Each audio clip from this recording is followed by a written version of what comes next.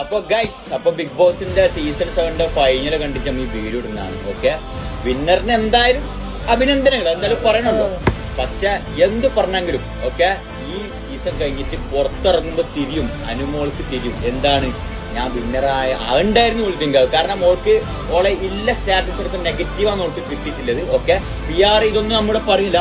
പക്ഷെ അവളുടെ കൂടെ ഇത്രയും ബാക്കിയിലെ A to Z കണ്ടസ്റ്റൻസ് സെലിബ്രിറ്റികളായിരുന്നു. ഓക്കെ, അനീഷ് എന്ന് പറയുന്ന ഒരു വ്യക്തി കോമണർ ആയിട്ടുള്ള ഒരു വ്യക്തിയാണ്, ഒരു ഫെയിമും ഇല്ലാത്തൊരു വ്യക്തിയായിരുന്നു.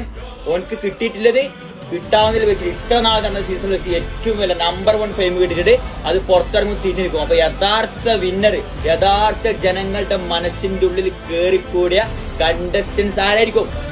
അനീഷ് മാത്രമായിരിക്കും. അത് അനീഷിന്റെ പുഞ്ചിരിയിൽ മനസ്സിലാകുന്നുണ്ട്, അനീഷിന്റെ ചിരി ഉണ്ടല്ലോ അതിൽ മനസ്സിലാവും. അതുകൊണ്ട് അനീഷ് ആ എയർപോർട്ടിൽ നിന്ന് അങ്ങോട്ടേക്ക് ഇറങ്ങുമ്പോണ്ടല്ലോ മനസ്സിലാവും ഓനെ